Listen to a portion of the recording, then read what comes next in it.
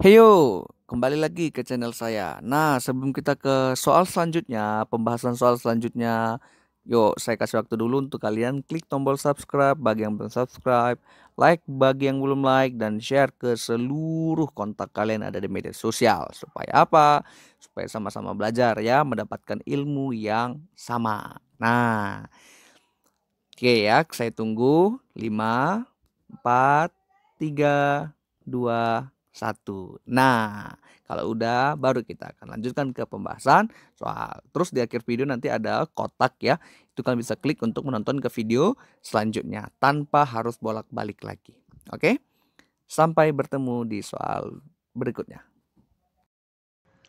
Soal nomor 6. Di situ dikatakan jika X, Y, dan Z adalah 3 buah bilangan real, mana yang pasti benar? Nah, kita analisis tiap-tiap pernyataannya. Pernyataan nomor 1 itu adalah salah. Kenapa salah? Kita perhatikan, kalau X dibagi Y plus Z itu tidak boleh dipisah seperti ini. Nah, ini sudah menyalahi aturannya ya. Jadi, tidak boleh seperti ini bentuknya. Nah, sehingga satu salah, 3 pasti salah ya. Oke, nggak usah kita cek lagi. Langsung kita cek nomor 2. Katanya, X dikali Y plus Z sama dengan ini. Nah, nomor 2 itu juga salah. Kenapa? Harusnya kalau bentuknya seperti itu, X dikali Y plus Z itu sama aja dengan X kali Y plus X kali Z. Tidak hanya X kali Y-nya aja, ini nganggur Z-nya nggak boleh. Nah, sehingga itu salah. Jadi sifat distributif nggak, asosiatif nggak, komutatif apalagi ya. Nah, langsunglah kita cek nomor 4. Kalau menurut logika kita nomor 4 udah pasti benar sih. Nah, tapi kita analisis. Itu sifatnya adalah perpangkatan, yaitu A pangkat M kali A pangkat N sama dengan A pangkat M plus N. Sehingga bilangan dasarnya udah sama. Maka tinggal dijumlahkan aja pangkatnya, yaitu X tambah Y tambah Z. Maka hanya 4 yang benar. Jawaban yang tepat adalah D. Nah, jadi lihat dulu bentuk bilangannya seperti apa, pola ataupun sifat bilangannya seperti apa, atau sifat operasi hitunglah intinya, gitu ya. Nah, kita lanjut lagi ke soal berikutnya. Nomor 7. Di situ dikatakan, misalkan XY menyatakan koordinat suatu titik pada bidang XY dengan X kurang Y tidak sama dengan 0. Artinya apa dari situ? Artinya X tidak akan sama dengan Y. Ya. Apakah X lebih besar dari Y? Nah, putuskan apakah oke. Kita analisis dari pernyataan pertama dulu. Dikatakan X kuadrat kurang 2XY plus Y kuadrat sama dengan 4X dikurang Y. Nah, dari situ kita sudah melihat bentuk yang menarik apa? Ini. Kalau suku kiri atau ruas kiri kita faktorkan menjadi seperti ini nanti. Nah, X kurang Y dikuadratkan. Coba, X kuadrat kurang 2XY tambah Y kuadrat. Sama ya? Nah, sama dengan 4X kurang Y. Coret salah satunya. Maka diperoleh X kurang Y sama dengan 4. Berarti X sama dengan 4 plus Y. Atau X sama dengan Y tambah 4. Dari situ kan udah dapat logikanya ya. Apa logikanya? Bahwa X itu lebih besar dari Y. Nah, karena di sini sudah ada plus 4 gitu ya. Nah, lalu kita cek pernyataan nomor 2. Karena satu saja sudah cukup. Bisa saja jawabannya A ataupun yang D nanti. Nah, kita uji pernyataan kedua. 2X sama dengan 2Y kurang 6. Nah, itu ada bentuk yang menarik juga. Coba kita sederhanakan. Menjadi X sama dengan Y kurang 3. Sama-sama dibagi 2 ya. Nah, terlihat loh dari situ bentuknya. Bahwa apa? Bahwa nilai dari X akan lebih kecil dari Y. Kenapa? Karena ini kurang. Anggaplah Y-nya 6. 6 kurang 3, 3. Artinya 3 selalu lebih kecil dari 6. Kalau misalkan ini, Y-nya 6. 6 tambah 4, 10. X-nya 10. Berarti 10 akan lebih besar dari 6. Nah, di mana X tidak sama dengan Y ya. Nah, gitu kira-kira. Jadi, dari pernyataan 1 sudah terjawab. Ini betul. Dari pernyataan 2 juga bisa terjawab bahwa ini salah. Artinya masing-masing boleh ataupun bisa digunakan untuk menjawab pertanyaannya. Maka jawaban yang tepat adalah yang D ya. Ini yang opsi E-nya kepotong ya. Yaitu pernyataan 1 saja cukup dan pernyataan 2 saja cukup. Nah, gitu. Jadi analisis dari sifat-sifat matematika dasarnya aja. Oke, itu untuk nomor 7. Sekarang kita lanjut ke soal berikutnya. Nomor 8. Di situ dikatakan, berapakah gradien garis P? Nah, gradien garis. Waktu SMP kelas 8, kalian sudah dikasih tahu teori tentang persamaan garis lurus. Nah, kita analisis dari pernyataan pertama.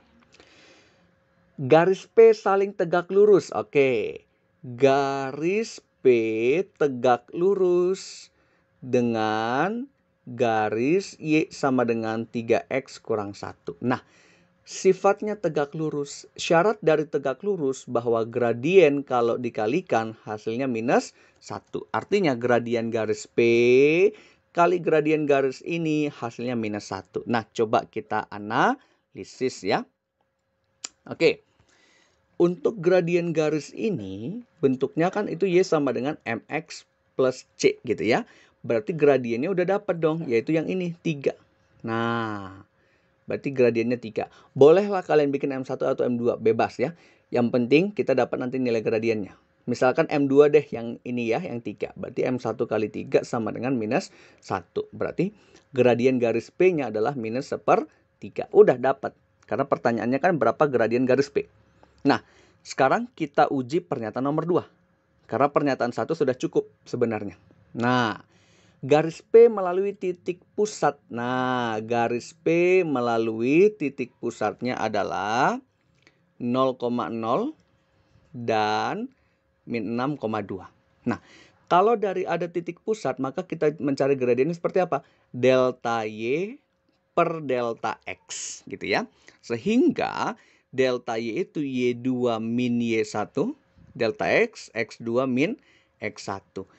Ini X2 Y2, ini X1 Y1.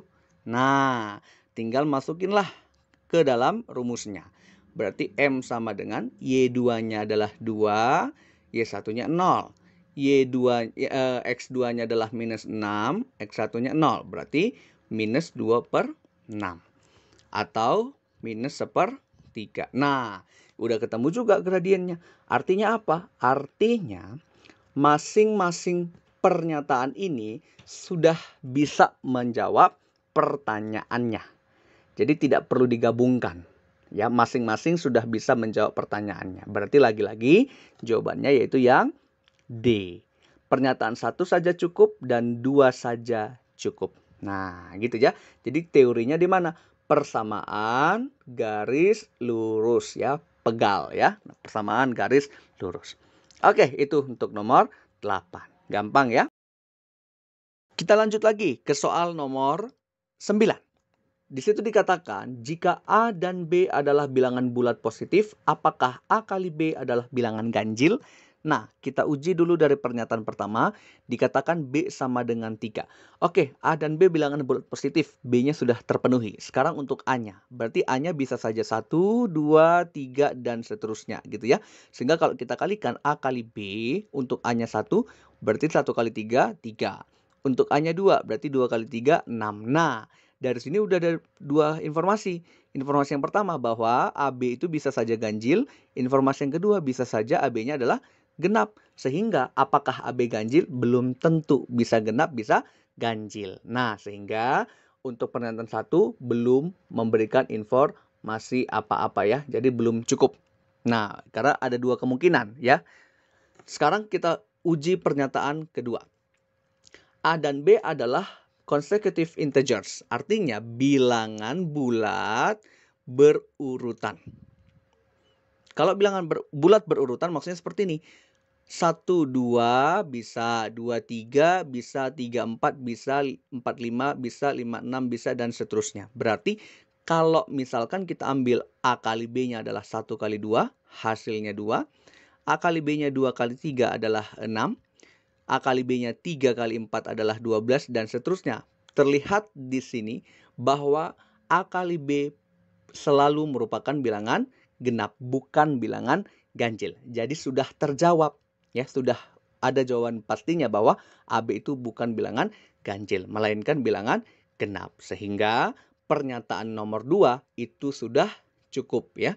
Maka jawaban yang tepat adalah yang ini. Jadi sudah benar ini ya. Teman kalian nandain. Statement 2 alone is sufficient.